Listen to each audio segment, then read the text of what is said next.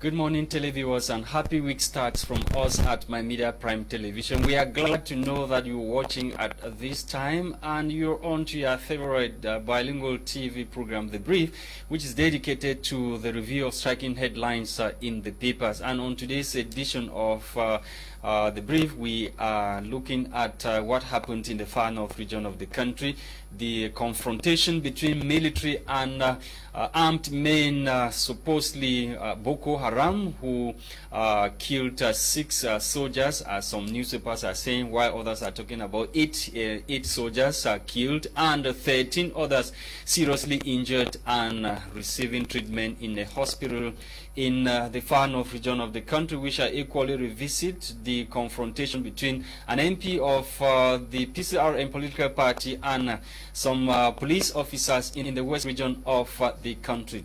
Those are some of the headlines that caught our attention this morning in the English language newspaper. Let's go find out what the French newspapers have for us this morning with Audrey ZATSA. Audrey, good morning and happy week start. Bonjour à toi, LASHA et bon début de semaine, et à vous également, fidèles téléspectateurs.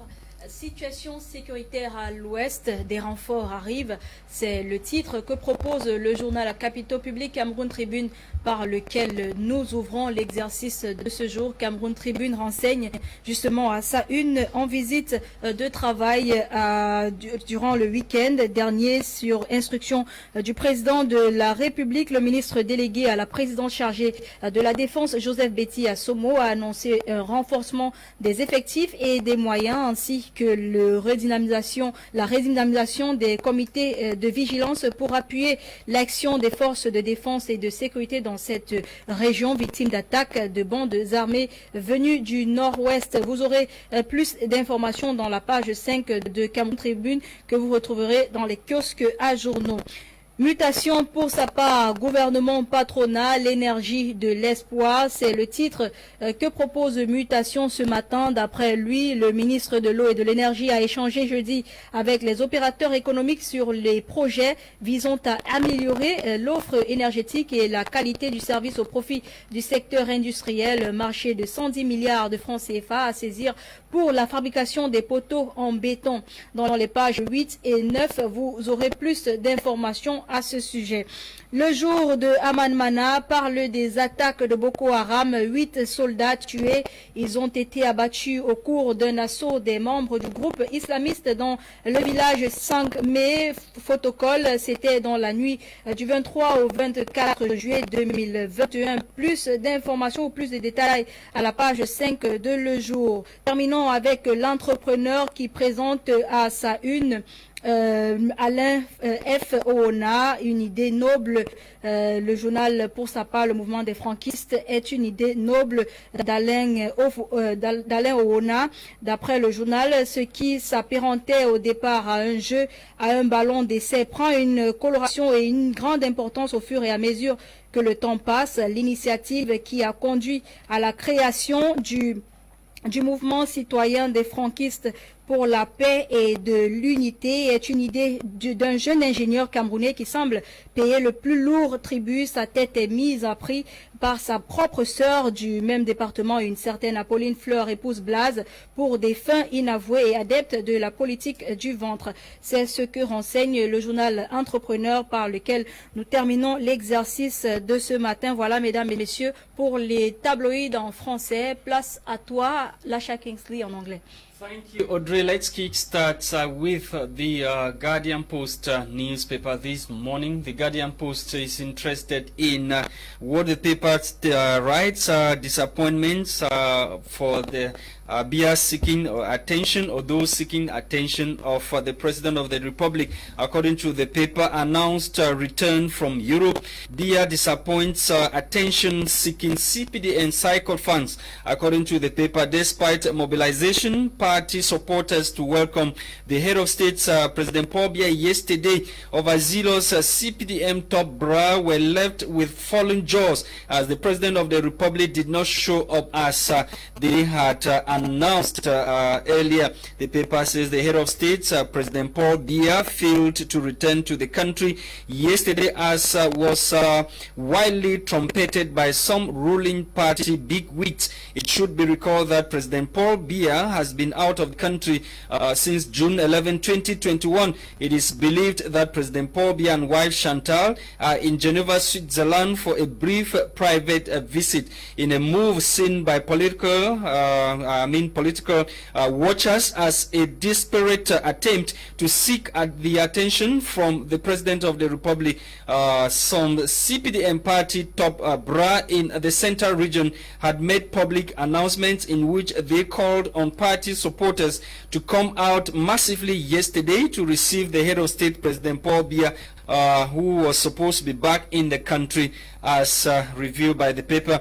In yet another move that first exact picture of wasted energy, time and money, they affronted the luxury of mobilizing hundreds of supporters of the CPDM party to show the world that Biya's popularity is still very much intact. More details in this edition of the Guardian Post newspaper on page 3 of this edition of the ZATS newspaper. Let's talk about this incident of the Boko Haram insurgents in the north region of the country, in the far north region of the country. Boko Haram military confrontation leaves at least 16 dead, and amongst the 16 dead are 8 soldiers and several others are wounded. As we are told, it happened over the weekend in a locality in the far north region of the country. Still talking human interests, Central African Republic, Cameroonian couple, 3 kids perish in fire incident.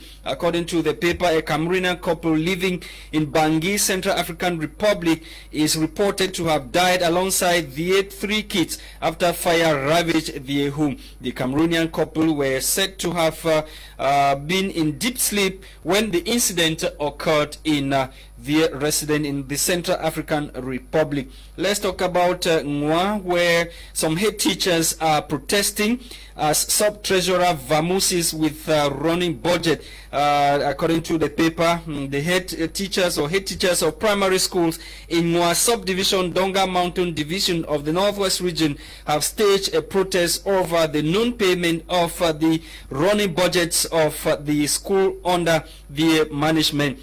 The paper goes ahead to say the protest took place on Wednesday, July 21, 2021, and saw the teachers brandishing placards to vent their frustration. They are accusing the sub-treasurer of vamoosing with money that was meant for the management of certain issues in their schools. You can get more details about the set story, which is telling us that as at now, the whereabouts of the sub-treasurer is not yet known. Let's continue with the Post newspaper. The Post newspaper is interested in COVID-19 treatment in the country. The paper is worried about the 3 traditional medicines that have been legalized by the government of Cameroon. The paper says government sneakily legalizes 3 traditional medicines but creates controversies. The paper says, is government afraid, or the paper is questioning this morning if the government is afraid of World Health Organization, loan institutions, donor agencies reactions. You can get more details about what the paper thinks about the 3 traditional medicines that have been legalized by the government of Cameroon for the treatment protocol of COVID-19 in the country. Medical Council goes mute on use of local treatment that were approved by the government of the Republic of Cameroon.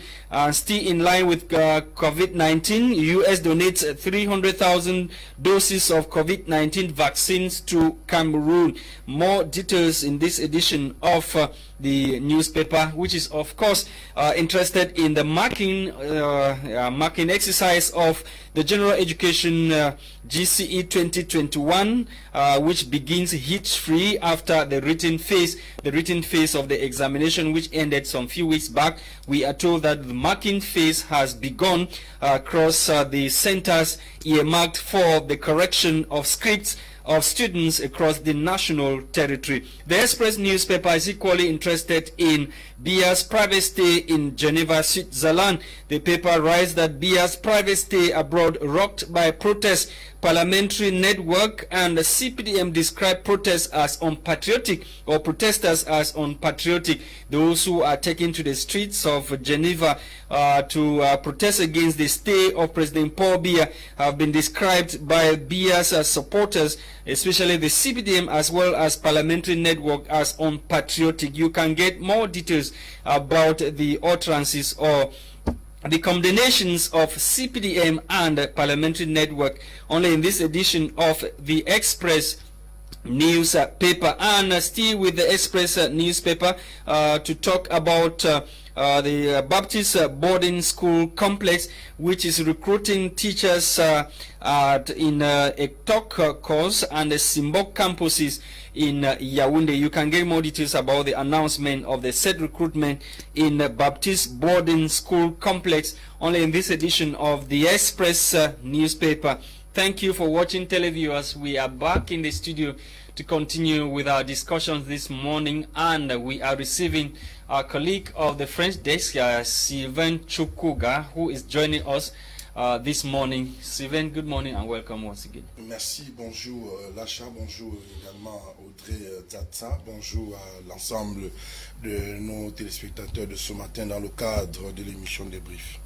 Thank you very much. Yesterday on your program, we brought you because we know you had more insight on what is happening over there in the far north region of the country. You had the opportunity to talk to some senior divisional officers who are in charge of the division where the said incident took place. 8 soldiers killed by Boko Haram. Where are we with the fight that apparently we thought that it was already over? Now, Boko Haram is striking again.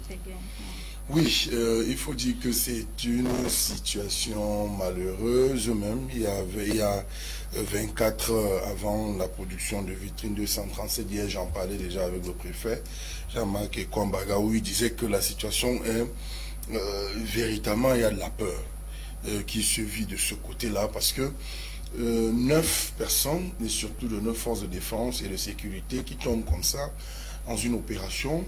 Je pense que ça revient remettre sur la table du débat le sempiternel problème de la capacité aujourd'hui de notre gouvernement, y compris de notre armée, finalement à sécuriser davantage ou alors à aller vers l'apaisement.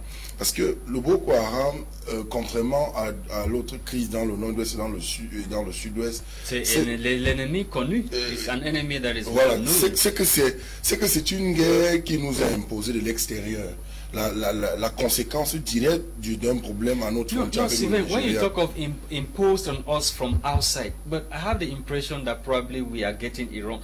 Most of these guys who are operating, they are indigenous of those localities in the far north that are being used by those who are sponsoring the war. They come to a locality where they know that there is misery, people are desperate, they preach their ideology and they pick over the ideology, and they are doing what they are doing because most of them are indigenous of those areas that are being used by those who are sponsoring or the leaders of Boko Haram to strike.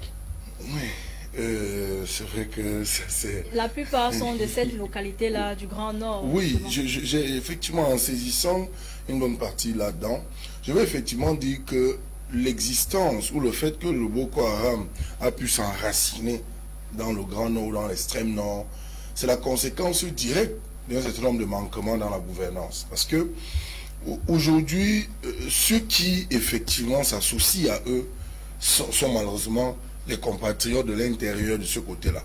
On en a déjà arrêté plusieurs, plus d'une personne. Il y a des autres qui ont même déposé leurs armes. Et il y a des autres qui ont même déposé leurs armes. On se souvient encore d'une phrase du PAN, président de l'Assemblée nationale, qui disait effectivement qu'il y avait les Boko Haram parmi nous. Mais la chose surprise, ou alors celle qui est surprenante, c'est que ceux qui paient le prix aujourd'hui n'ont jamais demandé à ce que cela existe. Vous parlez des forces de défense et de sécurité. Mais autre chose, aujourd'hui le risque zéro pour mettre fin à cette crise-là n'existe pas. Simplement parce que il y a un réel problème à l'extrême nord, on l'a évoqué.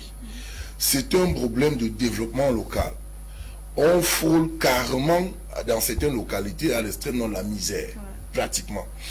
Pour une région qui aurait peut-être tout donné au Cameroun ou alors au régime du renouveau, on s'en souvient encore, il y a quelques années, en 2016, le plan trinal pour l'aménagement du Grand Nord, 160 milliards pour la transformation d'un certain nombre de localités.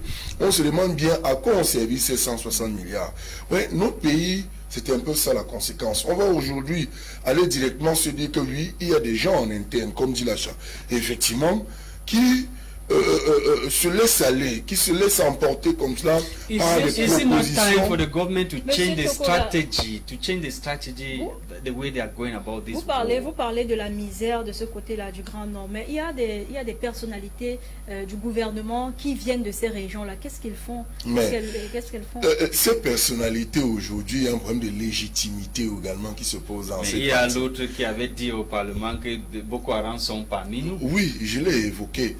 Je parlais là de la question de légitimité de ces acteurs. Il y a des hommes dans le Grand Nord qui parlent, qui parlent au nom de cette communauté-là depuis pratiquement 50 ans. C'est-à-dire qu'ils sont arrivés au pouvoir avec le président Paul Biya. Quelques-uns même ont trouvé, le président Paul Biya a trouvé quelques-uns déjà dans l'appareil avec Aïdjo. Alors, quand vous regardez, vous faites ces lectures-là, vous voyez que quand vous êtes à Maroua, quand vous êtes à Garoua, chacun ne travaille qu'à préserver son autorité individuelle et personnelle. Une fois que on sait que je suis élite de Mora ou de Photocall ou de... Il vient d'où là le président de l'Assemblée nationale, ça va me de Tokombele, oui. Vous travaillez seulement à être grand pour vous. Mais les gens qui vivent à Tokombele, ils se plaignent toujours. On voit, c'est évident, il n'y a pas le développement. C'est pour cela que... Et puis le Grand Nord est devenu une sorte de dépotoir. Lorsqu'on veut punir quelqu'un, on décide de l'envoyer de ce côté. Parce que effectivement, cette partie du pays connaît un réel retard en matière de développement. Proprement dit, quand je vais le dire, certains de mes amis vont dire, ah, le Grand Nord n'avait que 3 ou 4 lycées avant, le Grand Nord n'avait pas d'université, mais en réalité, on vient dans un espace vous mettre de l'université, et qu'à quelques kilomètres de là, les gens ne peuvent pas dormir sur 4 murs, ils vont dormir sur des pailles. Ouais, que ceci prête à équivoque. Ceci laisse effectivement l'expansion même de ce terrorisme-là, d'une guerre que le Cameroun pouvait maîtriser, parce que cela, je l'ai dit au début, c'est une guerre qui nous a été imposée de l'extérieur et qui a trouvé un terrain fertile sur ces éléments dont nous évoquons ici. Les élites du Septentrion, la preuve, vous avez vu Guiba Gatama qui dit 10 millions de nordistes. Désormais, ceux qui sont là ont suffisamment eu le temps de faire quelque chose pour les nordistes. Non, ils n'ont rien fait.